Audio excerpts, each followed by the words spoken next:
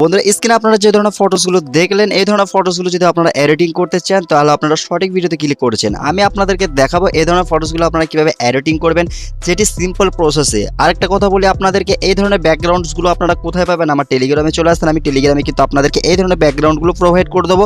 ওখান থেকে কিন্তু ব্যাকগ্রাউন্ডগুলো আপনারা ইজিভাবে ডাউনলোড করে কিন্তু আপনারা ব্যবহার করতে পারেন। তো বন্ধুরা চলুন রিমিনি থেকে আপনারা এই ধরনের ফটোসগুলো কিভাবে এডিটিং করবেন সেই প্রসেসটা আমি আপনাদেরকে দেখিয়ে দিই। তো রিমিনি থেকে এই ধরনের ফটোসকে এডিটিং করার জন্য সর্বপ্রথম দেখতে পাচ্ছেন আমি কিন্তু এখানে রিমিনি অ্যাপ্লিকেশনটা ওপেন করে নিয়েছি। অ্যান্ড ওপেন করে নেওয়ার পরে এখানে দেখতে পাচ্ছেন আমি একটা সিম্পল ফটোসকে এখানে আমি ডাইরেক্টলি ক্লিক করে নিলাম ইনহ্যান্স করার জন্য। তো আপনি তো বলবেন যে ভাই রিমিনি ইনহ্যান্স করছেন কেন? অর্থাৎ ইনহ্যান্স করার একটা কারণ আছে, সেটা আমি আপনাদেরকে ভিডিও শেষে বলে দেবো, ঠিক আছে?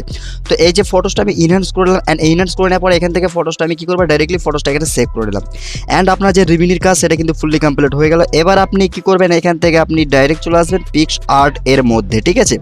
পিক্স আর্ট এর অ্যাপ্লিকেশনের মধ্যে আসার পরে এখান থেকে আপনারা এডিট অ্যান্ড ফটোতে ট্যাপ করে দেবেন। অ্যান্ড ট্যাপ করে দেওয়ার পরে এখানে আপনারা কি করবেন, এই যে ব্যাকগ্রাউন্ডগুলো কথা বললাম, যে ব্যাকগ্রাউন্ডগুলো আমার টেলিগ্রামে রয়েছে ওই ব্যাকগ্রাউন্ডগুলো আপনারা ডাউনলোড করে নেন। ডাউনলোড করে নেওয়ার পর আপনারা এবার ডাইরেক্ট চলে আসেন এই পিক্সআর্টের মধ্যে, এই ব্যাকগ্রাউন্ডটাকে আপনারা অ্যাড করে নেবেন।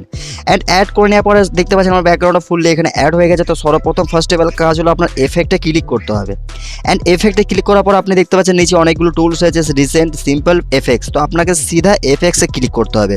তারপর HDR1 রয়েছে, এখানে আপনি ক্লিক করে দিয়ে এগুলো কিন্তু আপনারা অ্যাডজাস্ট করে নেবেন। ব্লারকে একটু মাইনাস করে দেন, আনসারটাকে একটু মাইনাস করে দেন, সিচুয়েশনটাকে একটু বাড়িয়ে দেন, অ্যান্ড ফেডটাকে একটু মাইনাস করে দেন। অ্যান্ড ফাইনালি কিন্তু আপনার ফটোসটা এখানে ফাইনালি কিন্তু রেডি হয়ে গেল আপনার ব্যাকগ্রাউন্ডটি। এবার আপনার কি করতে হবে, এবার আপনাকে আপনার অবজেক্টের ফটোসটাকে এখানে অ্যাড করতে হবে, যে ফটোসটা আমি এক্ষুনি আপনাদেরকে রিমিনি থেকে ইনহ্যান্স করে দেখালাম। তো দেন সিম্পল আমি কিন্তু ফটোসটা এখানে ক্লিক করে নিয়েছি, দেখতে পাচ্ছেন। তো এই ফটোসটা আপনি কী করবেন, নর্মালি কিন্তু এখানে আবার রিমুভ বিজিতে ক্লিক করে আপনার ফটোসের যে ব্যাকগ্রাউন্ডটা সেটা পুরোপুরিভাবে রিমুভ করে নিন, ঠিক আছে? তো এখানে আমি কিন্তু রিমুভ ব্যাকগ্রাউন্ডে ক্লিক করে নিয়েছি, অ্যান্ড আমার ফটোসটা কিন্তু এখানে ফাইনালি চলে এসেছে, ঠিক আছে? এবার কি করবেন, এখানে যে ফটোসটা আপনি এখান থেকে আপনার ফটোসটা অ্যাডজাস্ট করে নেন, ঠিক আছে? আপনার যে ফটোসটা সেটা আপনি এখান থেকে অ্যাডজাস্ট করে নেন।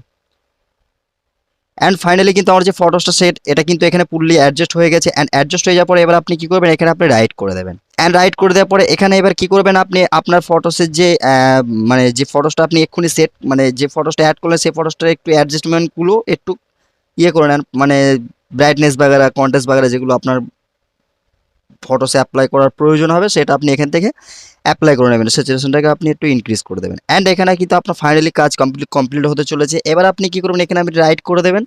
অ্যান্ড রাইট করার পরে আবার আপনি চলে আসবেন ইফেক্ট অপশানের মধ্যে, ঠিক আছে? এবং ইফেক্ট আসার পরে এখানে এফেক্টস এসে আবার আপনি HDR ক্লিক করে দেবেন। এবার এটা আপনার যেটা আছে সেটাই থাকবে, এটা আপনি কোনো ছেড়খানি করবেন না। তো এবার আপনি কি করবেন, এখানে কিন্তু দেখতে পাচ্ছেন ওপরে কিন্তু লেখা রয়েছে, এখানে দেখতে পাচ্ছেন ওপরে কিন্তু একটা ইরেজার আইকন রয়েছে, আপনি ডাইরেক্টলি ইরেজার আইকন ক্লিক করে দেন। এবং নিচের দিকে খেয়াল করেন অনেকগুলো টুলস খুলে গেছে, পার্সন, ফেস, কলর্স, স্কাই, হেড। তো আপনি কি করবেন, এখানে যে ক্লটস রয়েছে ক্লট আপনি ক্লিক করে দেন। ক্লটে ক্লিক করলে কী হবে, আপনার যে ইফেক্টটা আপনার অনলি আপনার ড্রেসআপের ওপরে পড়বে। এবং আপনার যদি কোনো এই যে ইফেক্টটা যদি আপনার কোনো অবজেক্ট মানে আপনার যে শরীরের মধ্যে বা কোনো ফেসের মধ্যে যদি পড়ে থাকে, তো দেখতে পাচ্ছেন আমার কিন্তু হাতে একটু পড়েছে। তো সেই ক্ষেত্রে এবার আপনি কী করবেন, এখানে ইরেজার আইকন আছে, ইরেজার আইকন আপনি ক্লিক করে এটাকে আপনি ইরেজ করে নেন, ঠিক আছে? তো দেখতে পাচ্ছেন ফাইনালি কিন্তু এখানে আমার ফুললি কাজ কমপ্লিটলি হয়ে গেছে। এবং এখান থেকে আপনার যে কাজটা পুরোপুরি এখান থেকে কমপ্লিট হয়ে গেল। এখানে কিন্তু আপনার কোনো রকম কাজ রইলো না। এবার আপনি কী করবেন, ডাইরেক্টলি ফটোসটা এখান থেকে আপনারা ডাউনলোড আইকনে ক্লিক করে সেভ করে নেন। এবং এই ফটোসটা দেখেন, আমি আপনাদেরকে গ্যালারি থেকে দেখাই এই ফটোসের লুকটা কেমন বদলে গেছে, আমি সেটা আপনাদেরকে দেখাবো, ঠিক আছে? দেখেন এই ফটোসের লুকটা দেখেন অনেকটাই ডিফারেন্ট হয়ে গেছে, অনেকটাই লুকটা পরিবর্তন হয়ে গেছে, যেটা আপনারা এইভাবে ইজি প্রসেসে আপনারা পারবেন এই ধরনের ফটোসগুলো এডিটিং করতে খুব সিম্পলভাবে। তো আপনারা ব্যাকগ্রাউন্ডগুলো কোথায় পাবেন, তো ডিসক্রিপশনে টেলিগ্রামের লিঙ্ক রয়েছে, টেলিগ্রামে গিয়ে আপনারা এই ধরনের ব্যাকগ্রাউন্ডগুলো ডাউনলোড করে নিতে পারেন। নয়তো আপনাদের যদি মনে হয় যে যেই ধরনের ব্যাকগ্রাউন্ড আপনারা চাইছেন আমাকে বলবেন, আমি ওই ধরনের ব্যাকগ্রাউন্ডগুলো আপনাকে এই ধরনের এডিটিং করে দেবো। আরেকটা কথা বলি, আপনাদের যদি এই ধরনের ব্যাকগ্রাউন্ড এডিটিং করতে চান আমাকে ভিডিও কমেন্টে জানিয়ে দেবেন, তাহলে আমি আপনাদেরকে এই ধরনের ব্যাকগ্রাউন্ডগুলো বানিয়ে দেখাবো কীভাবে এই ব্যাকগ্রাউন্ডগুলো আপনারা বানাবেন।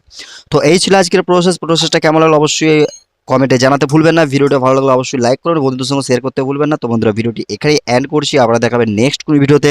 ততক্ষণ সুস্থ থাকবেন, ভালো থাকবেন।